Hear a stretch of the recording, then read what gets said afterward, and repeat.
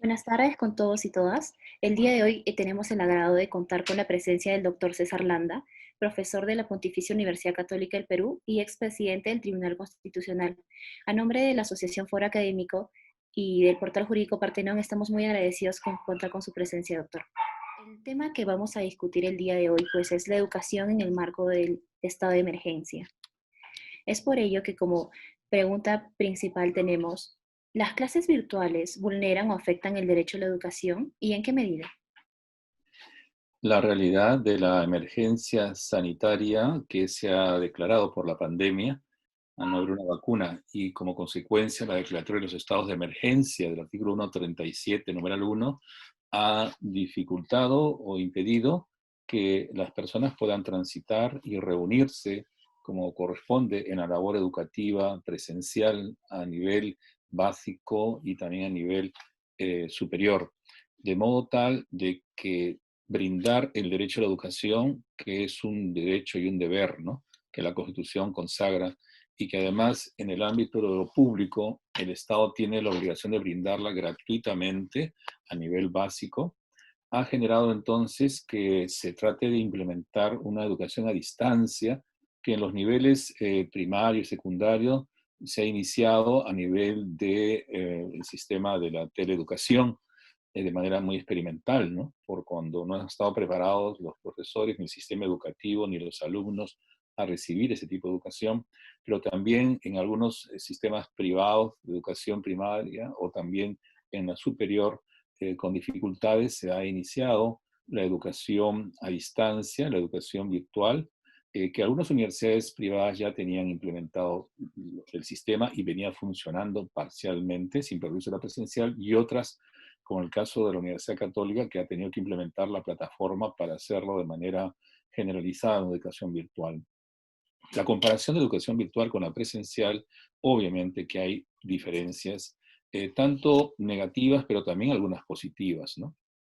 Positivas porque evita el eventual contagio, que es una situación delicada para la vida, ¿no? La salud y la vida sobre todo, lo cual debe primar, ¿no?, en estas circunstancias, y que en cuanto a la formación no es idéntica, obviamente, la educación a distancia que la presencial, que tiene una labor no solamente de necesidad para algunas carreras de laboratorios, ¿no?, de experimentación, ¿no?, de trabajos que requieren una presencia colectiva, ¿no?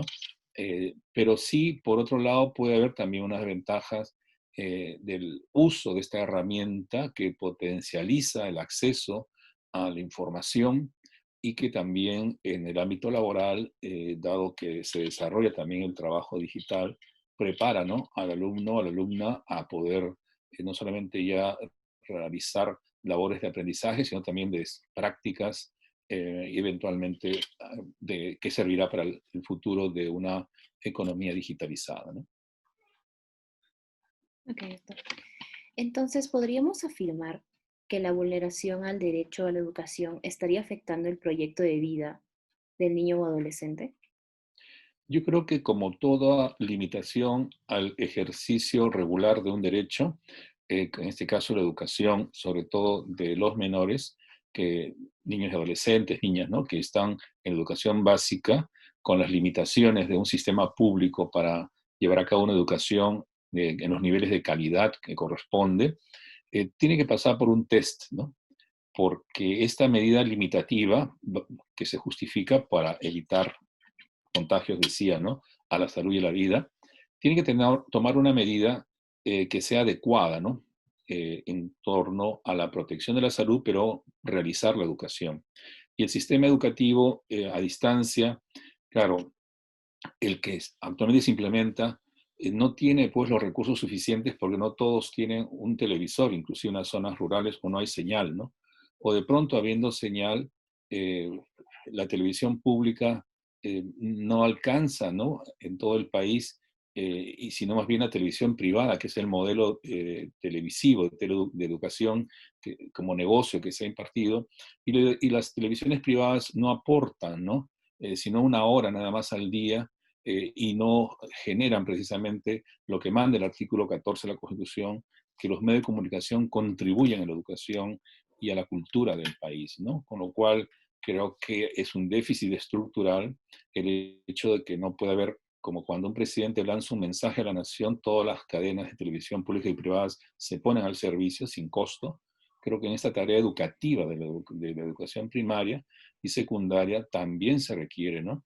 Eh, Poner a disposición, digamos, el tiempo necesario, ¿no? Para poder llevar a cabo esta labor educativa. En ese sentido, hay un impacto al desarrollo que va a retrasar, ¿no? La educación eh, de niños y adolescentes en lo que dure la pandemia, dado que la mayoría también de los alumnos de este sistema educativo a distancia, si ya no televisivo, sino también a través del Internet, hay posibilidades para quienes tengan los recursos informáticos, ya sea del equipo, ¿no? Si una computadora, una tableta o un celular tengan la conectividad adecuada y exista también la posibilidad de que lo ofrezca así quienes puedan ofrecerlo a nivel de educación primaria y secundaria de colegios privados, por ejemplo, ¿no? Que permitan a los alumnos tener esas condiciones de educación, ¿no? Entonces, es cierto que la educación es una responsabilidad del Estado eh, y es un derecho también de los padres de familia y los alumnos de ya, pero en condiciones que tengan la calidad necesaria, y eso sí es un estándar, sea de lo público y lo privado, que debe supervisar los organismos del Estado, ¿no? Ahora, si bien se ha dado una adecuación de las clases a un sistema virtual, se puede evidenciar pues que se ha dado una diferencia entre el impartir de las clases virtuales en el sector privado frente a las impartidas en el sector público. Entonces, ¿se podría considerar que se estaría dando una omisión al derecho de la igualdad? Definitivamente que el sistema educativo, eh, desde el gobierno Fujimori, al crear con el decreto legislativo 882 centros educativos, ¿no? De carácter negocio, ¿no? Privadas, pero de negocio, no asociativas, ¿no? Donde ha incorporado el lucro, ¿no? En la tarea educativa como una ganancia, como si fuera un producto de mercado, y hace entonces que la educación, concretamente, que es un derecho social y además de carácter esencial como servicio público, tenga una regulación y una protección que sea necesaria, ¿no? Entonces, ha habido un descuido desde ese modelo constitucional y económico a la educación, como también en la salud, que es otro tema, privilegiando modelos privados en torno a la educación, que en la actualidad hace entonces que las privadas, no todas tampoco, estén, digamos, mejor preparadas o pudiendo salvar estas circunstancias, ofrecer un nivel educativo, pero que ya sabemos que las privadas, no por ser privadas, han sido mejores que las públicas, porque la SUNEDU de las universidades no licenciadas, por más de 50, la mayoría son obviamente privadas, ¿no? Es decir, que han privilegiado el lucro sin invertir en infraestructuras, en calidad, ¿no? En investigación. Es cierto que las públicas han estado en unas circunstancias de licenciamiento un poco dificultoso concretamente, pero quedaban pendientes algunas, muy pocas, ¿no? De licenciarse, pero además sin los recursos suficientes, ¿no? Que demanda establecer los estándares que la reforma de educación superior ha venido implementándose a través de obtener un licenciamiento y luego una acreditación. De modo tal que las públicas recién, San Marcos, por ejemplo, esta semana ha iniciado actividades recién, ¿no? Y otras universidades todavía padecen las formas de cómo adaptarse al sistema, ¿no?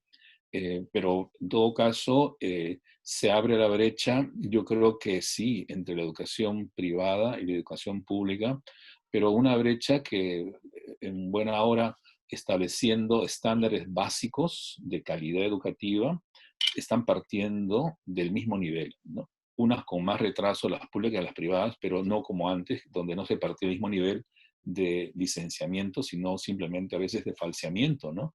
De ofertar carreras sin en las privadas, ¿no? Como un negocio y no realmente bajo criterios de calidad educativa, ¿no? Entonces, ¿de qué manera el aspecto económico es una barrera para garantizar un derecho de acceso a la educación de calidad? ¿El Estado puede o debería garantizarla? La educación es un elemento sustancial, ¿no? Para la convivencia social, ¿no? El artículo 44 de la Constitución señala que hay deberes fundamentales del Estado, entre ellos es el bienestar, ¿no? El desarrollo, la justicia, y un sistema democrático corresponde que eso se haga a través del trabajo, pero para trabajar hay que estudiar previamente, de modo tal que la educación, por eso establece la propia Constitución, es un derecho, pero también un deber, ¿no? Y que incluso el Estado, en el artículo 19, declara que está inafecta de impuestos la educación, ¿no? Es decir, que no hay ningún impuesto que pagar si alguien quiere, incluso a nivel privado desde ya, iniciar, ¿no?, una actividad educativa, sea asociativa, como también incluso empresa, ¿no?, como ya comenté. De modo tal que es la única actividad que en la Constitución queda desregulada de materia impositiva, ¿no? Pero no obstante este incentivo, pues el sistema educativo no ha tenido un desarrollo homogéneo como debería ser, ¿no? Y ciertamente que el tema económico no ha sido mediante la desregulación del pago de impuestos la forma exitosa para haber logrado el financiamiento educativo, sino que eso ha permitido más bien incrementar ganancias, ¿no? Hemos visto rectores de la Universidad en Garcilaso con 1.200.000 al mes, en la San Martín haciendo actividades lucrativas a través, ¿no?, equipos de fútbol, líneas aéreas, ¿no? Esta empresa, universidad que ha sido no licenciada, Telesub, ¿no?, con decenas de miles de alumnos dedicados a los negocios. Entonces, creo que ha sido un equívoco y si no un fraude, ¿no?, utilizar el modelo de financiamiento impositivo. Eso requiere replantear definitivamente, ¿no? Y no para que el Estado sea el que ofrezca únicamente la educación, sino que quienes vayan a realizar la actividad educativa tengan estos estándares ciertamente de calidad, pero también de lo que es un servicio público esencial, ¿no? Y no lucrar en torno a las necesidades de formación o capacitación superior, sino más bien que estén a condición de que formen los profesionales necesarios que la sociedad necesita y en las condiciones económicas que permitan a todos los jóvenes, ¿no?, poder llevar a cabo esta tarea de formación superior profesional, ¿no? Bueno, ahora, claramente el Internet se ha convertido en una herramienta de suma importancia en la actualidad para el desarrollo de diversas actividades, no solo educativas, sino también laborales, comerciales, entre otras. Respecto a ello, ¿qué opina de que se considere el derecho al acceso a Internet como un derecho fundamental, vinculándolo al derecho a la información? El artículo tercero de la Constitución plantea una cláusula de derechos abiertos, que significa que los derechos que la Constitución reconoce no se limitan a los establecidos en ese capítulo, de derechos fundamentales, sino también a los que emanan de la dignidad de la persona humana, la fórmula democrática de gobierno y el Estado de Derecho, de modo tal de que estos derechos innominados van surgiendo de las necesidades básicas de la sociedad. Y en esa medida, teniendo una sociedad de la comunicación, más aún ahora, con estos forzados aislamientos y la necesidad de utilizar el elemento de comunicación a distancia mediante el Internet, se convierte en un bien público, ¿no?, que debe ser entonces objeto de regulación, de tutela y por parte del ciudadano de un derecho fundamental, ¿no? Es una tesis que vengo planteando ya hace algunos años, que el Internet es un derecho fundamental y en tanto es un derecho tiene que estar bajo la protección y la tutela del Estado, como se hace de muchos derechos, y debe entonces considerarse más que un bien comercial, ¿no?, que tiene también una faz evidentemente de bien público, como puede ser la electricidad, puede ser el agua, ¿no?, que son también servicios, o la educación regulado, tampoco sobreregulado, ¿no?, pero sí que garantice que en circunstancias como esta, claro, si no puedo pagar la factura porque no tengo empleo, no se me corta el Internet o me baja en la calidad del Internet, porque hay un tema de educación o de trabajo, ¿no? Entonces, creo que hay mínimos o estándares básicos donde el Estado también debe invertir en ampliar la infraestructura de las telecomunicaciones, que es la fuente a través del cual se transmite, ¿no?, la comunicación vía Internet, eh, facilitar a los alumnos, por ejemplo, de la educación primaria, como ocurre en Uruguay, todo alumno que entra a la escuela pública se le da una tableta con un programa educativo, ¿no? Recién el gobierno ha dispuesto la compra de 1.000.000 y pico, ¿no?, de tabletas para todos los educandos que no tengan posibilidades de intercomunicación, eh, aunque es tarde, pero finalmente está tomando esas medidas y creo que también a nivel de educación pública superior, eh, porque en Perú, como en Bolivia, en San Marcos, si no entiendo mal, hay un tercio de alumnos que no tienen las condiciones básicas para poder iniciar el año académico, o sea, y el Estado está buscando y sus autoridades financiamiento para poder prestar o alquilar, ¿no? Los equipos, como se ha hecho, por ejemplo, en la Universidad Católica, ¿no? Con lo cual ha habido 5.000, ¿no?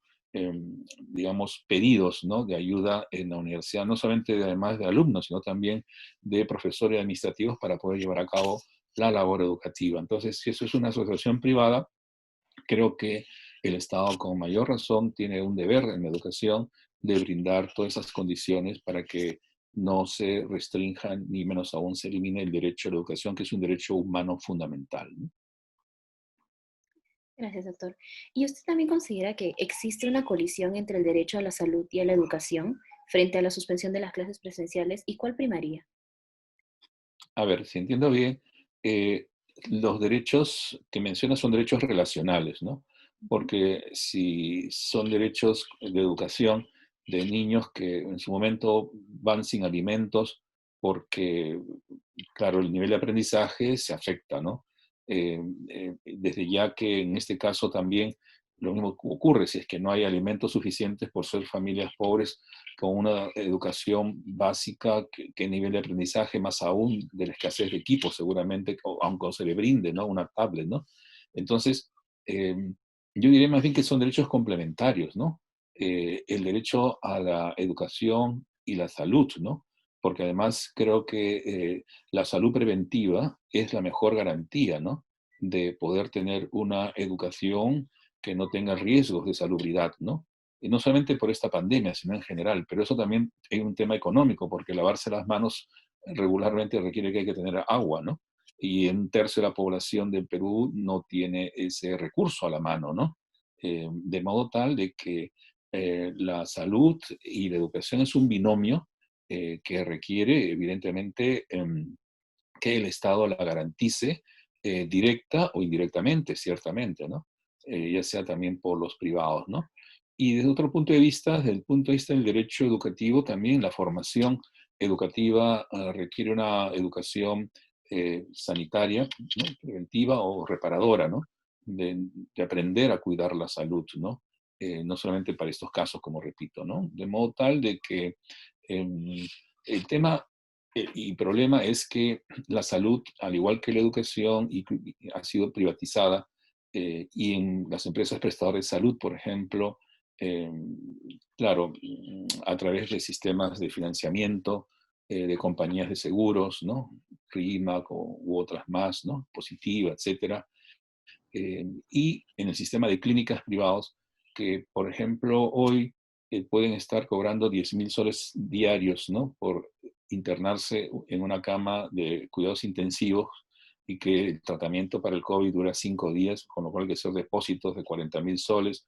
Y ese es el sistema del costo de la salud privada, que no tiene sentido, ¿no? Para en una educación vincularla, para decirle al niño que su educación y vinculada a la salud, cuando esté mal puede ir a una clínica, como este caso, por esos montos, es totalmente absurdo, ¿no?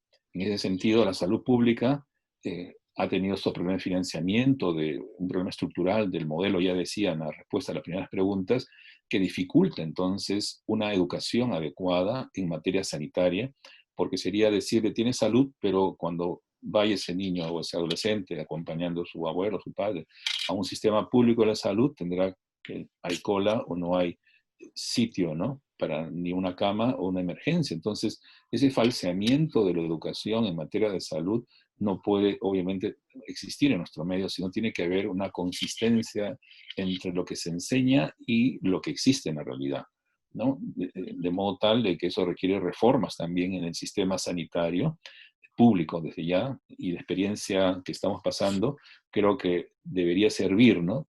De fundamento para que el presupuesto del siguiente año no sea 3.3% como ha ocurrido, ¿no? Del PBI, sino más bien el doble, ¿no? Cuando menos, en tanto se mantenga esta peligrosidad o se ralentice e invertir en otros ámbitos, porque no es la única pandemia, hay también el dengue y el TBC y otras más que afectan a los niños y adolescentes. En consecuencia, creo que es la oportunidad también esta situación para llevar a cabo cambios sustantivos en la salud, ¿no? Que acompañe a la educación y a otros ámbitos también, como la alimentación de las personas más necesitadas, ¿no?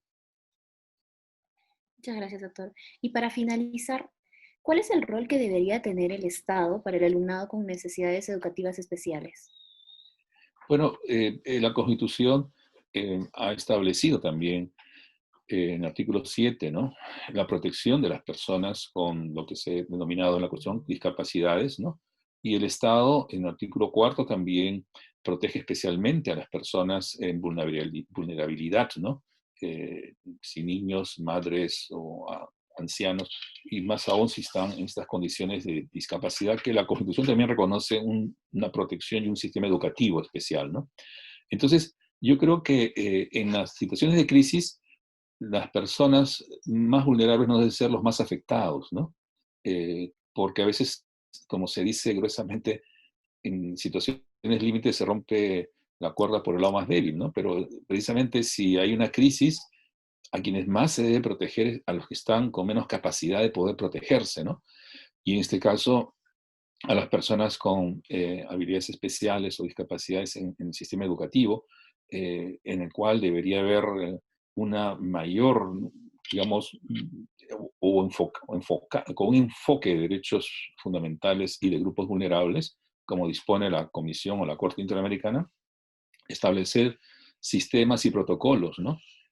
Para poder continuar con la tarea educativa de estas personas con habilidades especiales, ¿no?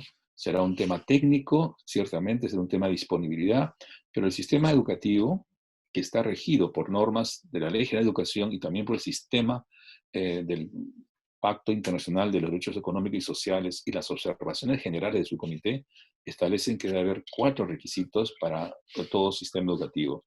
Un sistema de disponibilidad, en este caso para el grupo vulnerable, de poder facilitarles el sistema de educación, un sistema de accesibilidad, dependiendo, digamos, de la dificultad que tenga para la comunicación. Si en el caso de un invidente también debería haber un sistema, sea auditivo o una persona con dislexia o cualquier otra discapacidad motora, ¿no? Más allá de las físicas, ¿no? Que podría también requerir desde ya, ¿no?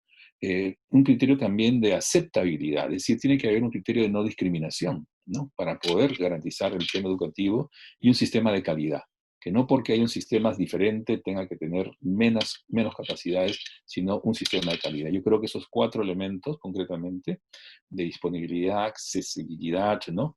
Aceptabilidad y calidad, debe garantizarse también en la tarea educativa para los grupos de niños y adolescentes especiales. Bueno, doctor, con esto terminamos la entrevista y estamos sumamente agradecidos por el tiempo que nos ha brindado a la asociación y el portal. Y muchísimas gracias por el valioso aporte que nos dio en torno a la educación en el marco en este estado de emergencia. Muchas gracias a todos ustedes y bueno, mantener el aislamiento social y el cuidado a la salud también, ¿no? De ustedes y de todos, ¿no? Buenos días.